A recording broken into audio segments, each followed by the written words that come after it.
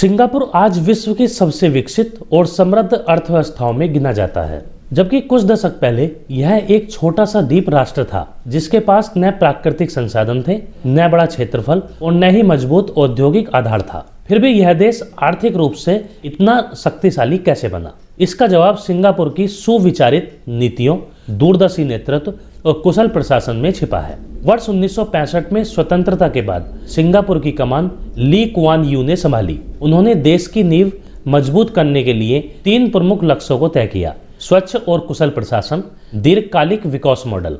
उनकी नीतियों में भ्रष्टाचार के प्रति शून्य सहनशीलता, अनुशासन और राष्ट्रीय पहचान निर्माण प्रमुख थे। इस नेतृत्व ने विदेशी निवेशकों का भरोसा जीता और देश को एक स्थिर व्यावसायिक वातावरण दिया। सिंगापुर एशिया के समुद्री व्यापार मार्गों के चौराहे पर स्थित है। इस लाभ को सरकार ने उत्कृष्ट ढंग से उपयोग में लाया। दुनिया का सबसे व्यस्त पोर्ट ऑफ सिंगापुर यही है। यह अंतर्राष्ट्रीय शिपिंग, लॉजिस्टिक्स और ट्रांसशिपमेंट का वैश्विक केंद्र बन गया। अत्याधुनिक बंदरगाह सुविधाओं और कुशल प्रबंधन ने अंतर्राष्ट्रीय व्यापार को तेजी से बढ़ाया। सिंगापुर ने शुरुआती दौर में ही समझ लिया था कि प्राकृतिक संसाधनों की कमी की भरपाई केवल पूंजी, तकनीक और मानव कौशल से ही संभव है। इसलिए देश ने ऐसी नीतियां बनाई जो कंपनियों के लिए बेहद अनुकूल थी।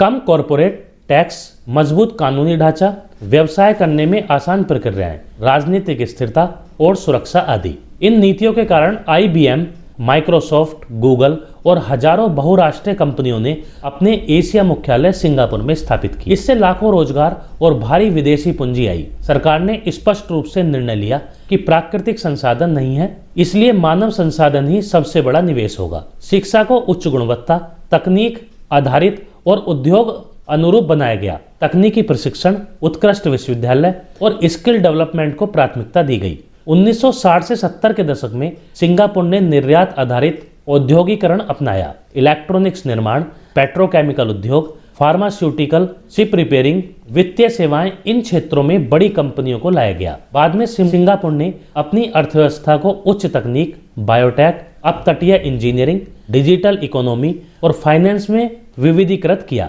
इससे देश किसी एक क्षेत्र पर निर्भर नहीं रहा। सिंगापुर ने एशिया का वित्तीय केंद्र बनने की स्पष्ट रणनीति बनाई। मजबूत बैंकिंग सिस्टम, पारदर्शी नियम, कड़े लेकिन निवेशक अनुकूल कानून, स्थिर मुद्रा और खुला पूंजी बाजार, बायोटेक्नोलॉजी, AI और रोबोटिक्स, स्मार्ट सिटी तकनीक, फिनटेक, इन क्षेत्रों में भारी निवेश किया गया। स्मार्ट नेशन पहल ने देश को तकनीकी रूप से अग्रणी बना दिया। कम अपराध, स्वच्छ शहर, उच्च जीवन शैली स्तर और बेहतर शहरी प्रबंधन ने सिंगापुर की वैश्विक छवि को मजबूत बनाया। एक सुरक्षित वातावरण ने व्यवसाय, पर्यटन और निवेश को बढ़ावा दिया। सिंगापुर की आर्थिक सफलता किसी संयोग का परिणाम नहीं है, बल्कि कठोर नीतियों, प्रभावी प्रशासन और भविष्य उन्मुख दृष्टिकोण का असर है। दूरदर्शी नेतृत्व, मानव संसाधन पर निवेश, विदेशी निवेश आकर्षण, रणनीतिक लोकेशन, विविधीकृत अर्थव्यवस्था, वित्तीय और तकनीकी उत्कृष्टता, इन सभी कारकों ने मिलकर सिंगापुर को दुनिया की सबसे मजबूत अर्थव्यवस्थाओं में शामिल किया।